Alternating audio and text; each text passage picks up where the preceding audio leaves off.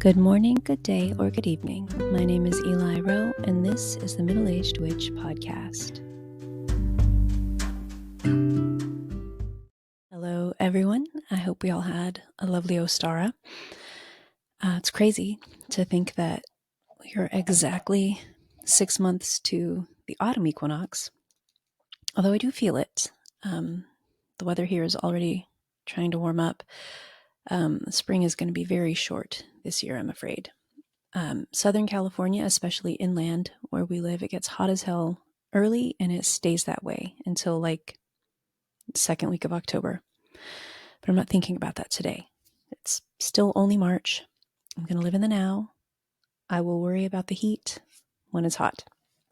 Today it's still spring. And we are going to talk about the god Adonis, who is in many ways representative of spring. And this is a deity who actually asked to have an episode. It was the damnedest thing. Back in February, I think, I was on a video call with my friend Danny, who is a witch and a psychic and who's been a guest on this podcast. And she was telling me about how she had just recently redone her altar. She had rearranged everything, she had tidied up, and so she was showing it to me. She was, scanning the altar from left to right so that I could see the whole thing. And it's a huge altar. It's really wide. And on this altar, there are several deities and entities represented. She has made space there and left tributes for several different gods. Her beloved pet that has crossed over. There's at least one demon represented. Like, there are a lot of folks on this altar. And as she's scanning it and we're talking, she gets to the end where there's like a deer candle holder and some stones or like some flowers or something. And just as she pans the camera over this area, my throat closes up. I start coughing. I'm trying to clear my throat. I can't get any words out for a moment. And I just said, hold up, Danny, run that camera back and tell me who that offering is for. Because I just really got the sense at that moment that someone wanted to be heard. So she goes back and we figure out that what I was looking at when I got so choked up, and she's like, oh, that's my guy Adonis.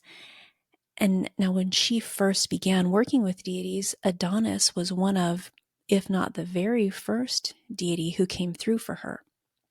And so she starts telling me about their relationship and all of the ways that she's grown personally as they've worked together.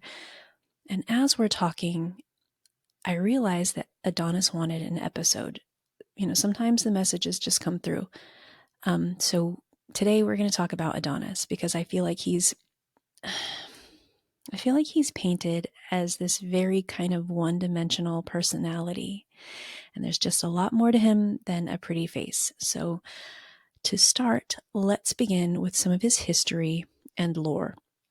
Now, the story of Adonis begins with the great king of Assyria, Cinyras, who was also called Thais in other cultures.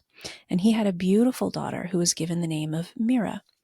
And because of her beauty, the king would boast that his daughter was more beautiful than the goddess of beauty and love, Aphrodite. Now, at some point, Aphrodite heard that Cinyras was doing this and became very angry and vengeful, and she came to the conclusion that she must retaliate. Now, she entreated her son Eros, also known as Cupid, who's the god of attraction and desire, and together they caused Miras to fall in love with her father. And Aphrodite was also able to deceive Mira's father to commit incest. And Cinyras later found out about the trick and he was enraged. And so he swore to kill his daughter, who had escaped from him after she found out that she was pregnant. Now, Myra was obviously regretful and she was ashamed of these atrocious actions, and she begged the gods for their protection. And the gods answered her prayers and turned her into a tree. Now, after 9 months, a branch of the Myra tree broke off, and this was the birth of Adonis. And he had his mother's beauty. And when Aphrodite laid eyes on Adonis, she was so enamored and so in awe of his beauty, and she decided that she wanted to hide him from all of the other goddesses. So she ended up entrusting him to the care of Persephone, goddess of the underworld. Persephone looked after the boy, and as he grew older and became even more beautiful, she fell in love with him. Now, between Persephone and Aphrodite, this conflict arose. Persephone refused to give Adonis back to Aphrodite, and Zeus eventually had to intervene. Now, he ruled that Adonis would spend 4 months with Persephone in the underworld, and then spend 4 months with Aphrodite, and then Adonis would be able to spend the remaining 4 months however he chose. Adonis was so taken with Aphrodite that he decided to spend his 4 free months of the year with her. So they're together 8 months of the year. Adonis was renowned for his skills as a hunter. And on one of his hunting adventures in the forest, Adonis was injured by a wild boar. And as he lay bleeding out in the arms of Aphrodite, she decanted this magical nectar into his wounds. Now, Adonis did die, but his blood blended with the nectar. It poured into the soil where a flower grew from the ground. And the scent of this flower matched Aphrodite's nectar, and the color matched Adonis's blood. And this was where the anemone flower came from. Adonis's blood ran so dear, and it eventually reached the river and turned the water of the river red. And this was the river that became known eventually as Adonis River. Now, there are other versions of this myth. And in some of them, Ares, Aphrodite's lover, and the god of war hears about Aphrodite's love for the young Adonis. He becomes incredibly jealous, plots his revenge. And in this version of the myth, Aphrodite was trying to seduce Adonis to sleep with her. However, Adonis wanted to hunt more than he wanted to sleep with Aphrodite. Aphrodite asked Adonis to stop with this treacherous sport that he loved so dear because she couldn't bear to lose him, because she knew that Adonis would die horrifically, the fates had told her. Adonis ignored her pleas and was killed when he was out hunting a wild boar, but the boar was actually the god Ares in disguise. And as Adonis lay dying, gored by this wild Ares boar, Aphrodite hears his cries, went to be by his side. She cursed Ares and the fates who had designed this horrible death for him, and while Adonis was dying in her arms, Aphrodite turned the blood that dripped from his wounds onto the soil into anemone flowers as a memorial to their love. So, anemones grew from Adonis's blood, and his spirit went back to the underworld.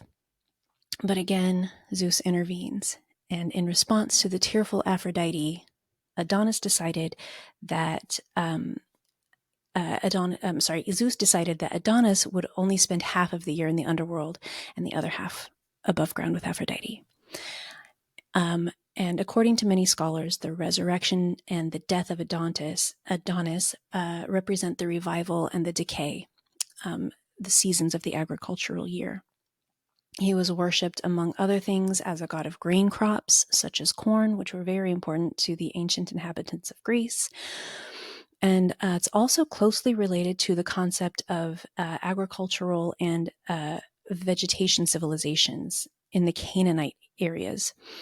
The winter was a season full of sadness and gloom for the citizens in these areas, whereas summer and spring bring joy and new life. Therefore, the myth is also commonly thought of as being an expression of people's psychological perceptions and reflections and just their way of thinking. And this is where I think Adonis really shines, because he's not just a pretty face. Adonis is the embodiment of how fleeting youth and beauty can be, yes, but he's also a stark reminder that we are more than just this physical vessel. Remember, his entire existence was enmeshed in the conflict and jealousy of others based solely on physical beauty. And I like to think that he, perhaps more than anyone, understands how futile it is to worry and fixate on our looks and on our image. In the end, it couldn't save him from a tragic death. And this is a large part of the healing work that he enabled with my friend Danny. Now, he's a reminder that our physical bodies are more than decorative. the body is just the vessel that carries around my spirit and my memories and my love and my ancestry and all my idiosyncrasies and my likes and my dislikes and my talents and all of the aspects of me. And what a gift it is to live in this body, even on the days when I'm bloated or my hair is being stupid or I can't get into my favorite jeans. I know that Adonis is associated with spring and summer. And yet here I am, easing into my crone years, but with age has come a lot of freedom. I don't feel as constrained as I used to fit a specific physical ideal. Nobody expects me to look like anything other than a 45-year-old woman.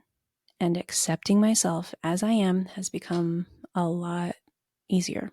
My expectations of myself have much less to do with my looks and much more to do with my personal growth and my relationships with people around me. And this is the kind of acceptance and the kind of growth that we can have when we turn to Adonis, the god of youth and beauty, but also the god of renewal and growth and hope. So let's consider a few ways that we can connect with Adonis and maybe get a little of that sweet personal development and maturation. So some rituals and offerings that we can make to Adonis would include, creating a sacred space or an altar dedicated to Adonis. We can decorate it with symbols of beauty, such as flowers, especially anemones, mirrors, and even images of Adonis, little statuettes or pictures that we get online. We can also light candles or incense in his honor. We can meditate on his story. We can contemplate those themes of love and desire and mortality. Meditating with deities is a wonderful way to get to know them. We can be quiet, just shut up our minds, and really start to internalize the messages that they have specifically for us. And just offering gifts like fresh flowers and fruits and wine. And these are representative of the ephemeral nature of life and of Adonis's very tragic fate. As it is the spring equinox a couple days ago, we can lean on that as well. Adonis is associated with rebirth and fertility, and we can consider celebrating those things in his honor. We can plant new seeds in our garden or in pots. As they grow, we can kind of visualize Adonis's renewal and all of the beauty that ended up coming from his very tragic demise. Decorating our home with fresh flowers, especially anemones, preparing egg-based dishes, which I know is like a very on the nose for Ostara, but eggs symbolize new life and fertility. There's a reason that we love symbolism. And nature walks, even just observing the signs of spring. We can take a walk in nature with our loved ones. We can look for those flowers, the buds on the trees, chirping birds. All of these things reflect the season of rebirth. And we can reflect on how Adonis's story mirrors the cycles of nature.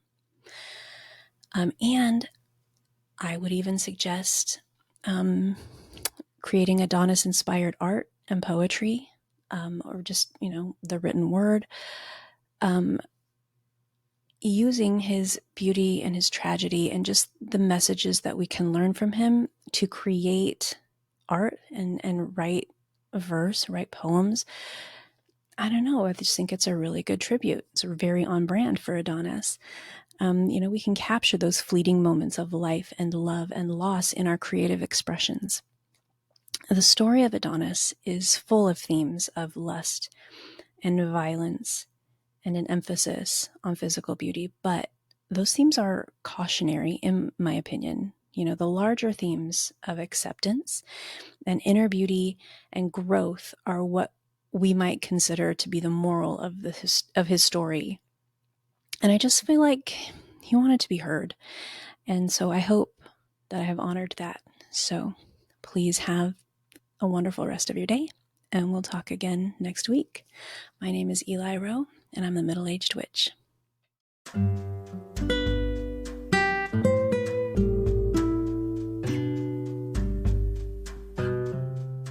May our troubles be less and our blessings be more, and nothing but happiness come through our door.